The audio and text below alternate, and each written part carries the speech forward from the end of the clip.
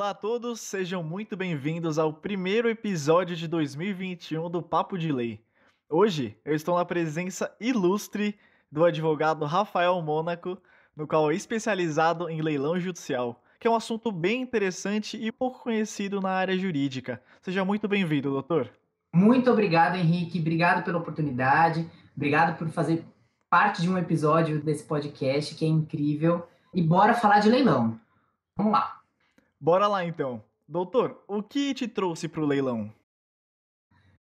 Até mais ou menos metade da faculdade, eu era da área trabalhista. Minha vida era trabalhista. Meu sonho era seguir carreira trabalhista, até ser juiz e etc. Aí eu caí no cível. Eu falei, vamos aprender um pouquinho de direito civil, vamos ver como é que funciona.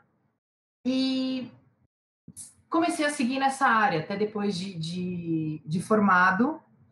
E aí um dia, uma amiga minha de faculdade me ligou e falou: Rafa, você quer trabalhar comigo? Eu trabalho com leilão e eu sei que é uma coisa muito nova para você, mas eu sei que você vai gostar. Eu falei, bom, pensei, né?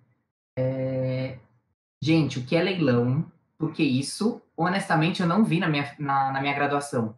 Até porque na graduação a gente tem só 6 meses, pelo menos eu tive 6 meses só de fase de execução, então assim, foi tudo muito correndo e você mal aprende na faculdade sobre execução, né? E aí o que que acontece? Eu falei, não, beleza, bora lá. E aí eu entrei pro leilão e vou confessar, isso eu falo para todo mundo. Nos 3 primeiros meses que eu estava na empresa onde eu trabalhei, eu perguntava, gente, o que eu tô fazendo aqui? Eu não tô entendendo nada, isso daqui é extremamente complicado, tal. E aí eu comecei a pegar gosto pela coisa. E hoje eu falo para você, leilão é uma das áreas mais interessantes, mais legais e mais dinâmicas dentro do direito. É uma área que você não vê só direito puro, né? Você tem que entender um pouco de mercado imobiliário, você tem que entender um pouco de comercial, e você tem que entender o jurídico de fato, né? Então, é uma área extremamente dinâmica que faz com que você abra um leque de oportunidades imenso, né? E hoje eu adoro trabalhar, eu posso falar com extrema veemência, eu adoro trabalhar com leilão. Eu amo trabalhar com leilão. Então, o que me trouxe, na verdade, para leilão foi exatamente isso. Foi uma amiga minha que simplesmente Sim. falou: bora trabalhar comigo. Eu falei: então tá bom, vamos lá. Vamos Eu, lá. eu concordo com o seu posicionamento, doutor, porque eu, como atualmente sou estagiário em uma gestora de leilão judicial, eu aprendi muito estagiando nessa gestora e aprendi coisas que na faculdade mesmo, na teoria, eu não aprendi, sabe? Então, tendo a prática do leilão, mais contato com os processos, isso realmente é algo muito bom que agrega bastante para o crescimento profissional e Não, e etc. detalhe: e quando você trabalha com leilão, a gente começa a entender o processo de trás para frente. Então a gente vê sempre a parte final do processo e volta para o começo. Não é como na faculdade o pessoal ensina, né? As instituições Sim. ensinam a gente. Nossa, você vai ver petição inicial, você vai ver contestação, não sei o quê. Não. No leilão você começa vendo execução, a parte final da execução, e você começa a aprender tudo que vem antes, tudo junto.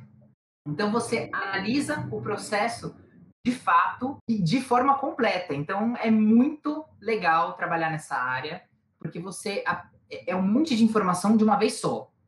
Às vezes você fica até meio maluco, mas é muito gostoso. Sim. Doutor, para o pessoal ficar mais por dentro de como que funciona leilão judicial, o doutor poderia nos informar como que o leilão judicial se inicia em um processo? Fazendo uma explanação muito rápida. Contestação, eu estou falando aqui como se fosse um processo perfeitinho, tá? E eventualmente abre-se para uma réplica, aí vem audiência, uma tentativa de conciliamento, aí faz todas aquelas pesquisas, né? Pesquisa Bacenjude, Infojude, Renajude. Para quem não sabe, Bacenjude eles puxam as eventuais contas de todos os bancos que o devedor tem, né? Que aqui já é chamado de executado. Infojude é declaração de imposto de renda. E o Renajude, eles puxam pelo CPF da pessoa, né, do devedor, eventual veículo ou eventuais veículos que esse devedor tenha em seu nome, tá? Então, aí, disso, encontra um bem, penhora este bem, que a penhora é uma garantia, tá, de satisfação futura, manda para avaliar, e aí, se até lá esse pagamento do débito ainda não foi feito, leva-se esse bem que foi penhorado a leilão, tá? Porque aí ele vai ser convertido em dinheiro e esse dinheiro vai para o credor, que é o exequente no processo. E aí, como ele começa, é assim. Depois da avaliação, o juiz vai perguntar para o exequente se ele quer adjudicar o bem, ou seja, pegar o bem para si, tá? O exequente vai se tornar o proprietário do bem, falando em linhas bem gerais. Se ele falar que ele não quer, ele vai optar pelo leilão, tá? Óbvio que a gente tem uma outra forma também de expropriação de bens, que é uma alienação por iniciativa particular, que é feito, pode ser feito por corretor de imóveis, pode ser feito por leiloeiro, é uma forma muito mais simples de se fazer, menos onerosa, mas o que geralmente se faz no mercado é leilão, tá? Porque é um ato mais complexo, é um ato que dá mais segurança, então as pessoas veem que isso é uma boa oportunidade dentro do processo, tá? Para reverter em dinheiro. E aí o que vai acontecer? O juiz ele vai emitir um despacho de nomeação. Nesse despacho de nomeação vão ter todas as regras que ele quer para o leilão. Então ele vai falar quantas praças vão ter, se vai ter deságio, qual é esse deságio, que é o desconto sobre o bem, se vai poder parcelar ou não, que isso é uma notícia maravilhosa, de certa forma é uma novidade. Ele vai falar qual é a comissão do leiloeiro. Então ele vai dar todas as diretrizes. E aí ele vai intimar um leiloeiro ou até uma gestora de leilões, e essa gestora ou esse leiloeiro vai apresentar o edital de leilão para o juiz, tá bom? Esse edital de leilão ele vai trazer o bem, essas regras que o juiz pediu, as regras que tá lá no Código de Processo Civil, né? Ele vai dar o valor de lance mínimo, vai falar se o leilão ele vai ser presencial, que já não é tão utilizado, se ele vai ser híbrido, que é presencial e eletrônico, que tem poucos juízes que ainda usam essa forma, né? E o leilão eletrônico, que é o mais utilizado, tá? Que é direto lá no site do leiloeiro, tudo online, bonitinho, tem disputa normal, então é a tecnologia aí ajudando todo mundo, tá? E aí, nisso ele tem uma série de procedimentos para fazer, o leiloeiro, né? Ele tem uma série de procedimentos para fazer para poder deixar esse leilão completamente regular. E é assim que funciona o leilão, de uma forma muito rápida, de uma forma muito genérica, é assim que funciona o leilão. Doutor, então para que ocorra o leilão judicial, o leiloeiro tem que comprovar alguma coisa nos autos, tem que fazer algum tipo de pesquisa? Então, é sempre bom constar no edital de leilão valores de IPTU, valores de condomínio, se a gente estiver falando de apartamento ou de casas dentro de condomínio, porque vai trazer os valores mais reais, né? O que geralmente o arrematante vai ter que pagar, o que geralmente vai se subtrair, né? Vai se subrogar do valor da arrematação.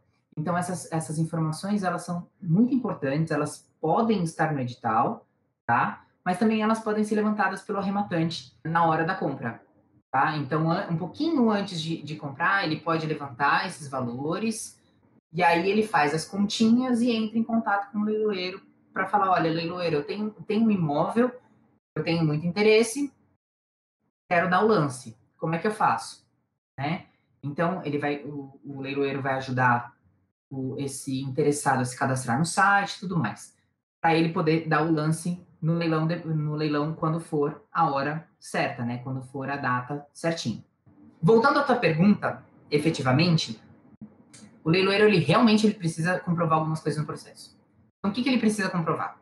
Ele precisa comprovar a publicação desse edital no site dele, bem como as fotos, né, descrição disso dentro do site.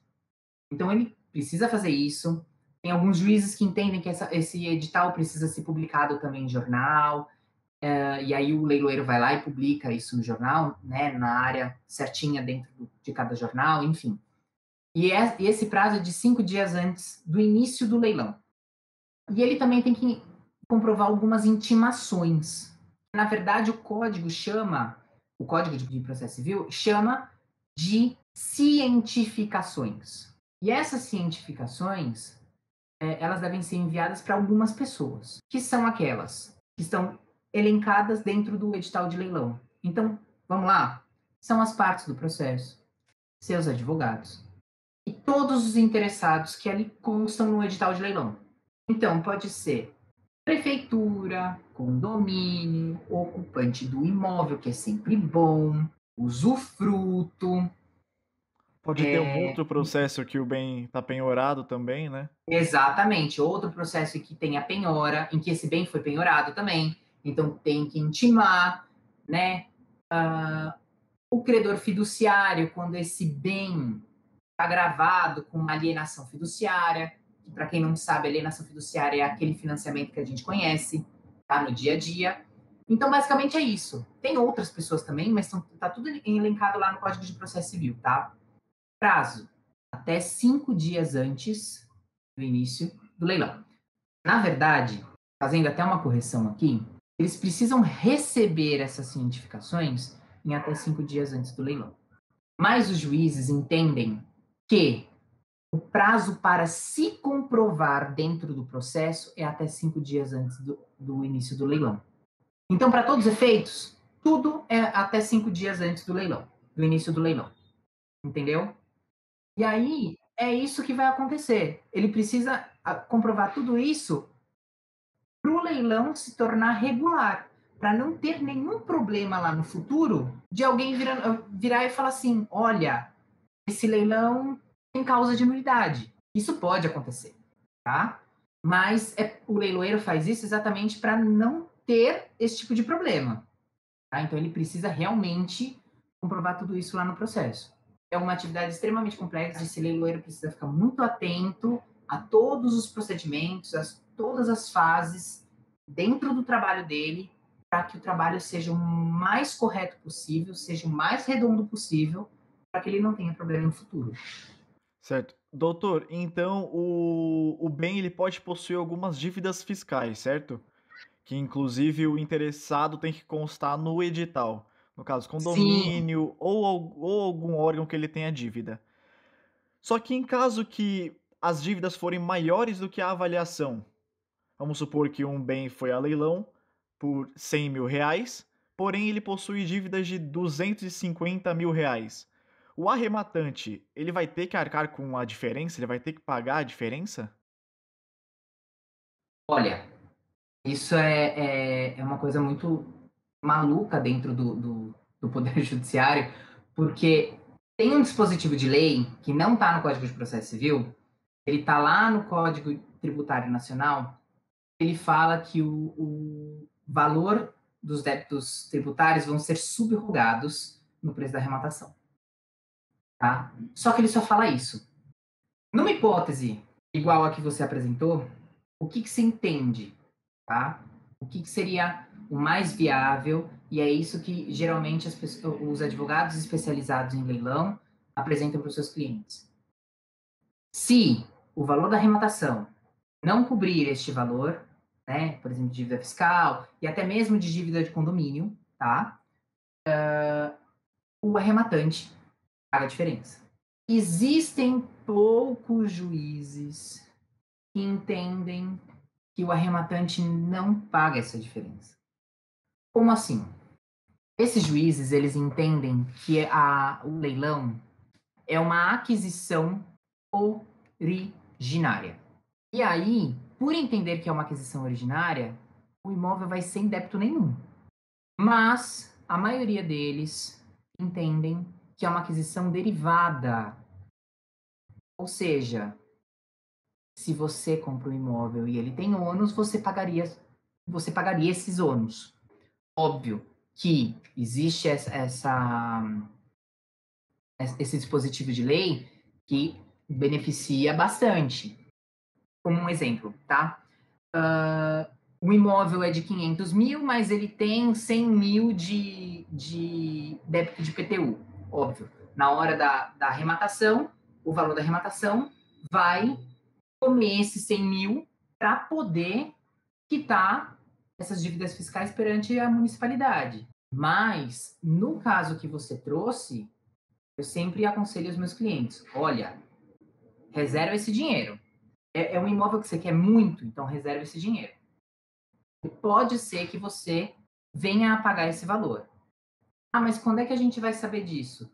Depois da arrematação, que é a hora que o juiz vai abrir um negócio chamado ordem de prelação ou concurso de credores. Aí ele vai pegar o valor da arrematação e vai ver quem veio primeiro, fulano, quem vem segundo, ciclano. E aí ele vai estabelecer quem tem preferência em receber esse dinheiro. Então, tem que tomar muito cuidado, precisa olhar bem. A hipótese que você trouxe, ela é extremamente sensível. Ela é rara de acontecer? Não. Ela não é rara de acontecer, tá? Muito pelo contrário. Acontece bastante. Então, a gente tem que tomar muito cuidado. A análise tem que ser muito aprofundada. Doutor, já que estamos falando sobre avaliação, e o preço vil dos bens? O que é o preço vil? Como é estimulado? E possui algum desconto sobre ele? Então, quando a gente falou lá de avaliação, lá atrás, só relembrando um pouquinho, o juiz vai perguntar se o credor, né, o exequente, ele está a fim de adjudicar o bem ou se ele quer leiloar este bem logo depois da avaliação, né? Então, muito bem. O que acontece? Esse preço de avaliação, quando a gente está falando de imóveis, ele precisa ser atualizado, tá? Essa atualização é sempre pela tabela prática do Tribunal de Justiça, e aí cada Tribunal de Justiça de cada estado tem a sua tabela, tá bom? Aqui em São Paulo, a tabela do Tribunal de Justiça de São Paulo se equivale à tabela do INPC, tá? E aí o que vai acontecer? O leiloeiro ele precisa entregar o edital de leilão com o valor atualizado, para aquele mês em que ele está apresentando o edital de leilão. E aí, quando a gente tem duas praças, tá? Que hoje em dia a gente não fala mais duas praças, então hoje em dia a gente fala dois leilões, tá? Primeiro leilão e segundo leilão. E foi uma forma que o novo Código de Processo Civil fez para unificar tanto para bens móveis quanto para bens imóveis. E quando eu falo de bens móveis, eu estou falando de automóvel, eu estou falando de mesa, eu estou falando Engloba tudo. de instrumentos musicais, eu estou falando de tudo, tá? Engloba tudo. O que acontece? No segundo leilão, eles concedem um desconto, é o que a gente chama de deságio. E aí, existe o raio da pergunta de o que é preço vil, tá? E aí, antigamente, se debatia muito o que era preço vil, cada juiz tinha um entendimento, tal. Como é que funciona hoje? Tá? O que é preço vil? É aquele que é extremamente abaixo do mercado, que torna o bem um valor de mercado irrisório. Então, vamos supor, tá? Eu tenho um imóvel que vale 500 mil, só que eu estou vendendo ele por 100 mil reais. É preço vil, porque eu rebaixei Porque é muito abaixo Eu do baixei muito mercado o que ele valor dele. valeria. Ele não vale isso no mercado. Então, assim, entre parênteses, né? Levanta-se aquela pergunta: será que tem algum problema? Por óbvio, vai ter. Mas, enfim. E aí, hoje em dia, com a vinda do Código de Processo Civil lá, que é de 2015, né? O que ele fala? Ele estipula que preço vil é todo o valor abaixo de 50%. Ah, mas, Rafael, 50% do valor da avaliação. exato, do valor da avaliação atualizada. Mas aí o que acontece? Você, ou o pessoal que está ouvindo a gente, pode perguntar: Rafael, mas às vezes eu vejo, ou eu já vi, se eu tiver algum conhecimento de leilão, né, se eu já presenciei alguma coisa, que tem imóvel que vai a, sei lá, 60% do valor da avaliação atualizado. Bom, você acabou de falar que o preço vil seria 50%. Então, o Código de Processo Civil, ele fala o seguinte, que o juiz ele pode estabelecer o patamar que ele quiser, até 50%, que é o que o código entende ser preço vil. Agora, se o juiz não fala nada nesse despacho de nomeação dele, relembrando é onde ele vai traçar todas as diretrizes que ele quer do leilão, aí o leiloeiro tem que considerar como 50%. Então, assim, a gente tem essa vantagem de se comprar no leilão com até 50% do valor da avaliação. Muitas das vezes é um pouquinho abaixo do mercado. Não distancia de forma exagerada do valor do mercado. É um pouquinho abaixo, sei lá, 10, 15% no máximo. Tá? Ou é porque o imóvel tem muita rachadura, ou porque o imóvel está num estado de conservação um pouco ruim, ou é porque está num estado de conservação bom, né? Aí quem vai traçar isso é o próprio perito judicial na hora da avaliação. Então é ele que vai dar este valor, esse laudo de avaliação, né? Onde ele dá o valor da avaliação do bem. Ele é feito um estudo, com cálculo, com estimativas, com comparações de outros bens, até bens com a mesma metragem, da região. Então, assim, é um estudo mesmo, geralmente é mais de 20, 25 laudas. Então, é uma coisa bem estruturada, tem método de avaliação. Então, eles fazem isso, e a maioria das vezes os juízes já homologam direto, as partes falam, não, beleza, tá super certo, tá um valor interessante, é um valor bem equivalente ao mercado. Então é assim que funciona. Mas, lembrando, pode vir até 50% de desconto. Então, assim, é uma ótima oportunidade de aquisição. Doutor, uma curiosidade. Como que é feito o valor da avaliação atualizado? Vamos supor, o, o bem foi avaliado nos autos em novembro de 2011 e eu vou levar leilão em novembro de 2020. Como que eu faço essa atualização? Preciso de algum oficial de justiça, de algum perito? A avaliação ela é atualizada geralmente pelo leiloeiro, tá? Existem sites que fazem essa atualização. Então, ele vai colocar o valor, o mês e ano em que o laudo de avaliação foi confeccionado, o mês e ano em que ele está fazendo o edital, tá? Então, no seu exemplo, foi novembro de 2020. E aí, ele só vai aplicar correção monetária, tá? Juros não entra aqui. E aí, ele vai atualizar. Então, os valores, eles não ficam tão longe do mercado imobiliário, tá? Do que tem hoje. Às vezes, tem gente que fala, olha, não está tão real esse valor. Mas não adianta, a gente faz essa atualização dentro da tabela prática do Tribunal de Justiça, né? Então, se eu estou falando de São Paulo, do TJ de São Paulo, se eu estou falando do Rio de Janeiro, TJ do Rio de Janeiro, e assim vai. Cada um tem a sua correção monetária, o seu índice, né, de atualização. Doutor, muita gente tem receio em dar lance em leilão judicial. Ele é realmente seguro? Por que que elas têm tanto medo? Então, as pessoas, na verdade, elas têm medo do leilão judicial por causa da palavra judicial, tá? Porque vem do Poder Judiciário, então as pessoas pensam que tem muito problema. E elas têm que parar de pensar nisso, tá? Não é porque vem do juiz ou porque vem do Poder Judiciário, é porque vai me trazer dor de cabeça. O leilão extrajudicial também pode trazer dor de cabeça, tá? Por exemplo, pode ter algum erro dentro do leilão extrajudicial? Pode acontecer. O dono do imóvel no extrajudicial pode entrar com uma ação anulatória? Pode. Não estou falando que no judicial não possa, tá? Pode também, mas tem requisitos, tá? Então lá no Código de Processo Civil. Mas também pode. Só que por que o leilão, de uma forma geral, é seguro?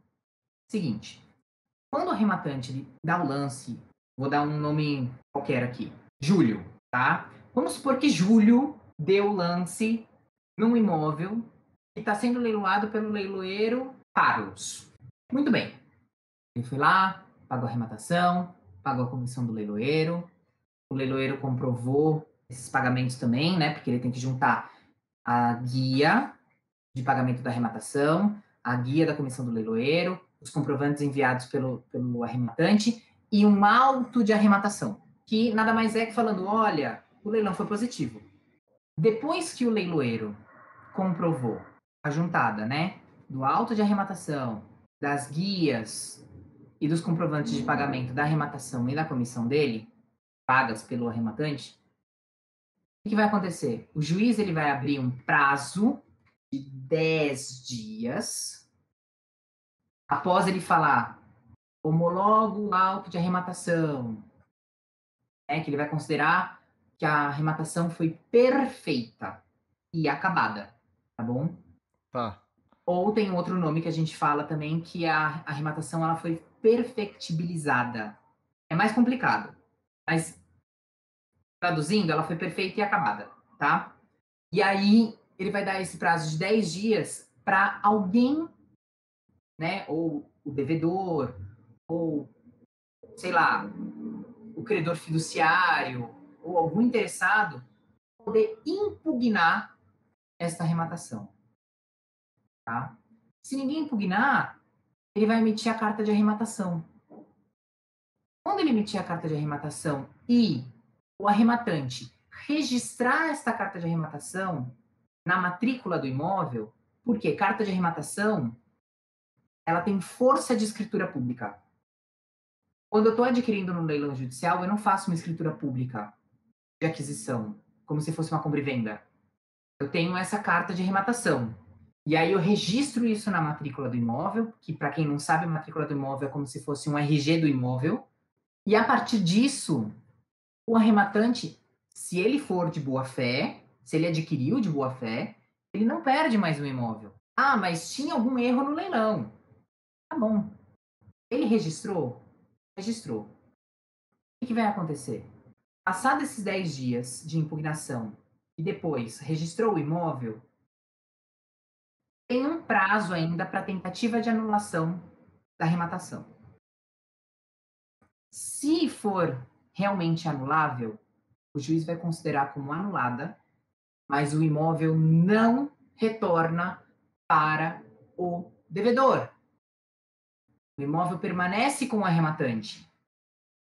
O credor, lá da ação em que teve o leilão, é obrigado a pagar perdas e danos para o devedor, para a pessoa que perdeu o imóvel para o arrematante. Então, se você for ver a situação toda, você vai entender que o leilão ele é extremamente seguro. Ah, mas não teve o registro. E aí, o que vai acontecer? O dinheiro, tanto da arrematação quanto da comissão do leiloeiro, vai ser devolvido para o arrematante. O arrematante não vai sair no prejuízo. Ah, mas ele vai ficar sem o imóvel, mas pelo menos ele vai ter o dinheiro dele de novo. Com correção monetária, tanto a comissão quanto a arrematação são devolvidas com correção monetária. E ele vai poder investir esse dinheiro em outro leilão, em outro imóvel. Então vai trazer, pode vir a trazer outro benefício. É aquela história, né? Uma porta se fecha, mas uma janela está se abrindo. É mais ou menos isso. Então, pode existir essa possibilidade? Pode. É raro de acontecer? Não tanto. E é por isso que precisa ter uma análise extremamente aprofundada do leilão. O que é uma análise aprofundada do leilão? Analisar o imóvel, analisar a matrícula, analisar o processo, ver se tem débitos, ver se dentro do processo está tudo regular, ver se o imóvel está numa região boa, se ele vende rápido, se eventualmente a pessoa quer adquirir para moradia própria, se ele tá bom, se ele não tá, tem que olhar tudo isso. Tem que olhar tudo isso. Ainda mais para morar. Você compra um imóvel, você acha que o imóvel tá perfeito, aí sei lá. Pode acontecer, isso pode acontecer até numa compra e venda normal. Uma rachadura, alguma coisa assim, que pode ser um problema da construção. Né? Às vezes o imóvel é muito velho. Então, tudo isso precisa ser analisado. Se a pessoa quer uma análise muito mais aprofundada, né, para ver se o imóvel tá bom, a construção tá boa, tal, ele vai contratar um engenheiro de confiança dele para olhar, que vai lá no imóvel, vai dar uma olhada rapidinha, vai falar, olha, isso aqui tá bom, não tá, mas se precisar de um laudo, sei lá, ele vai ter meios de olhar isso, tá? Então, tudo isso tem que ser visto de uma forma muito aprofundada, para não dar problema depois. Porque a gente sabe que muita coisa na vida, para dar problema, é rapidinho. Né? Se a gente vai no entusiasmo, se a gente vai com muita sede ao pote, a gente sabe que vai dar algum problema. Então é exatamente isso. O leilão não é diferente. O leilão você precisa ter cuidado. E outra, uma outra preocupação, que é um cuidado a mais. Você não está comprando uma bala que custa 5 centavos, 10 centavos, quer dizer, isso já é um valor de longa data. Mas de muito tempo atrás, né? É, sei lá, um Rolls de R$ 2 que vende no semáforo. Você entendeu? Você não está comprando isso. Você está comprando um imóvel que vale, sei lá, 250, 300, R$ 1 milhão, né? Então, tem que ter uma análise muito criteriosa para o interessado chegar e falar assim, não, eu quero realmente dar lance. Se eventualmente tiver algum problema, mas o interessado quiser mesmo dar o lance, o risco é dele, mas precisa ter uma análise. Geralmente, os advogados especializados em leilão, eles advertem seus clientes, eles falam, não, peraí, esse imóvel não tá bom, então eu recomendo que você não dê lance. Até porque a decisão sempre é do cliente, não é do advogado. Então a gente precisa tomar cuidado com isso. Então, para o doutor, é muito importante ter um advogado para assessorar o arrematante. Lógico, lógico, não estou falando aqui para você que não precisa, que é 100% necessário. Tem muita gente que é advogado e que acabou se especializando nisso e também arremata para si, tá? Mas é sempre bom quando a gente está falando de imóveis. Tem muita documentação para ser analisada e a gente precisa de um advogado especialista nisso, que traga todos os riscos, eventuais riscos desse leilão, porque a gente sabe, quando uma pessoa vai lá com sede ao pote e arremata, e tem algum problema que ela não sabe que tem, muitas das vezes pode acontecer dela não conseguir passar a propriedade para o nome dela. E isso não é que é difícil, é desesperador. Acaba sendo um pouco desesperador para o próprio arrematante, porque ele vai pensar e vai falar: puxa vida, que besteira que eu fiz, né? Porque ele vai chegar para um advogado especializado, especialista em leilão, e vai falar: comprei, tô com problema. Aí o advogado, depois de analisar, ele pode falar assim: olha, não dá, você não vai conseguir passar para o seu nome. Ele vai falar: puxa vida, que mau investimento que eu fiz. Realmente precisava de uma assessoria. Então, a assessoria de um advogado, ela é sempre bem-vinda. E eu falo para você, ela é mais do que necessária. É sempre bom ter um advogado de confiança do arrematante para que ele analise tudo certinho, para que eventual anulação da arrematação ou eventual devolução de valores antes do registro da carta de arrematação não aconteça.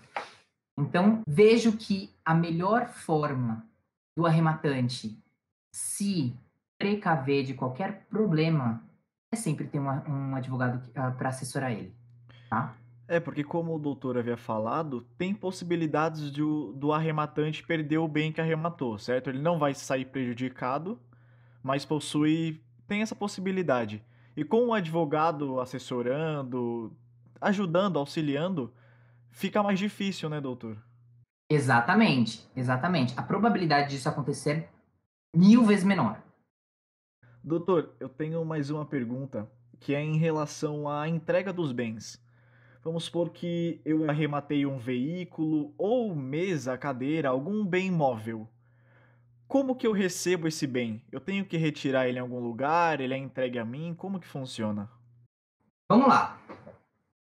É uma pergunta um pouquinho delicada, porque a gente precisa ver quem é o depositário dos bens, tá? E aí a gente tem duas situações, tá bom? A primeira situação é aquela em que depositário do bem é o leiloeiro. Quando é o leiloeiro, é muito mais fácil, porque geralmente o leiloeiro deixa no pátio dele, né, o pátio particular dele. Então você vai lá e consegue retirar esse bem que está lá guardado no pátio do leiloeiro, e aí o leiloeiro só te dá um termo, né, e você consegue retirar, né, porque ele precisa ter um controle e tudo mais bonitinho. Agora, quando o bem está com o devedor, acaba sendo um pouco delicado também. Por quê? Porque muitas das vezes pode ser que o devedor desse bem móvel ele seja uma pessoa, como é que eu posso te explicar? Ele não queira, ele não tá afim de entregar o bem. Às vezes ele pode sumir, às vezes ele pode depredar o bem, então tem que tomar muito cuidado. Quando o bem está com o devedor, o oficial de justiça vai acompanhar, tá? O oficial de justiça também acompanha quando está com um leiloeiro, mas o oficial de justiça vai acompanhar. E aí o arrematante também vai levar a carta de arrematação dele, que na hipótese de bens móveis chama ordem de entrega de bem, para poder retirar. Porque a partir daquele momento, né, com aquela ordem de entrega de bem, o arrematante já é proprietário do bem móvel. Então aí ele vai lá e retira o bem. E aí, tanto para bens móveis quanto para bens imóveis, que isso é interessante mencionar, é que os bens eles são adquiridos pelo arrematante no estado em que eles se encontram. Então, se eventualmente o bem estiver depredado, ele vai adquirir o bem daquela forma, né? Se ele já tinha conhecimento de que o bem estava assim, mas ele quer muito, ele vai adquirir o bem daquela forma. Ah, não, o bem estava bom, foi depredado pelo devedor, né? E aí ele pode falar que ele não quer mais? Ele pode falar que ele não quer mais. E aí o valor da arrematação e da comissão vão ser devolvidos, né? O juiz ele vai decidir, ele vai analisar esses fatos, vai falar, olha, o arrematante vai trazer para o juiz, olha, fui lá retirar o bem estava depredado. O oficial de justiça que vai acompanhar, ele vai descrever também, vai falar, olha, o bem estava depredado, né? Então ele vai trazer motivos para o juiz desfazer a arrematação, tá? E aí os valores vão ser devolvidos para o arrematante. Então, tem essa benesse, tá? Mas é assim que acontece. Então, quando a gente está com leiloeiro, quando o bem está com leiloeiro, o arrematante pode retirar esse bem direto com o leiloeiro. Quando está com o devedor, a gente fica com o pé um pouquinho para trás, mas dá para retirar? Dá. Mas independentemente de ser bem móvel ou imóvel, ou se o bem móvel está com leiloeiro ou se está com devedor, o arrematante sempre vai adquirir o bem no estado em que ele se encontra. Doutor, o senhor possui alguns livros para recomendar para o pessoal que quer se aprofundar mais nessa área de leilão judicial? Olha, livro de leilão, ele é um pouco precário dentro do universo jurídico, tá? Infelizmente. Até porque é uma área que poucas pessoas conhecem, não é não é ensinado muito na faculdade, não é explorado na faculdade. Então, quando você vê de uma forma muito rápida, tem muita gente que nem lembra disso e, enfim, né? Mas eu tenho 3 livros aqui que podem ajudar. Deixa eu pegar aqui. Seguinte, o primeiro livro chama Leilões Judiciais e Extrajudiciais, tá? O autor dele é o Elcio Kronberg. O Elcio, ele é um leiloeiro oficial, tá? Do estado do Paraná. E ele já tinha um livro, essa daqui é a segunda edição, se eu não me engano, é a edição de 2018. Então, para quem não tem nenhum conhecimento, é extremamente interessante ler este livro, porque ele traz várias nuances do leilão, ele apresenta o leilão de uma forma muito ampla, tá? Ele explica direitinho como é que funciona e tudo mais. Ele é bem interessante. E tem um outro livro que chama O Leilão Judicial de Imóveis, Teoria e Prática, do Nildo de Araújo Bastos. Tá? Também é um livro extremamente importante, é um livro bom de se ler, recomendo bastante. Tá? E tem um livro que ele não é sobre leilão, mas ele é interessante as pessoas, de se ler, tá? Ele é interessante para as pessoas lerem também, para terem conhecimento de uma coisa que faz parte do dia a dia do leilão, que é o tal do princípio da continuidade dos atos registrais, que vem lá do direito notarial, tá? Do direito imobiliário, do direito notarial, que é o livro chamado Arrematação no Registro de Imóveis, Continuidade do Registro e Natureza da Aquisição. É do Josué Modesto Passos, tá? Ele foi desembargador aqui no Tribunal de Justiça de São Paulo. O livro é fantástico e ele faz uma comparação com o direito alemão, tá? Como é que funciona lá. O mesmo princípio da continuidade dos atos registrais. Só que para esse livro, eu tenho uma notícia um pouco triste, que é, no mercado hoje, se vocês forem na internet e tudo mais, a edição de 2015, que já está atualizada para o CPC 2015, está fora do mercado. Está fora do mercado. Está muito difícil de se achar. Eu achei só a edição de 2013. Dá para ler? Dá para ler tranquilamente. É tão bom quanto, vai ajudar bastante, mas infelizmente só tem a edição de 2013. Pessoal, então todos os livros que o Dr. Rafael falou, eles estão na descrição do episódio. Então, se vocês olharem aí, vocês vão encontrar eles. Assim como as redes sociais do Papo de Lei e o LinkedIn do Dr. Rafael. Ele falou que pode mandar lá para ele uma mensagem, alguma dúvida que ele pode solucionar. Beleza, pessoal? Doutor, muito obrigado pela presença. Gostei muito do nosso papo. Foi muito bacana.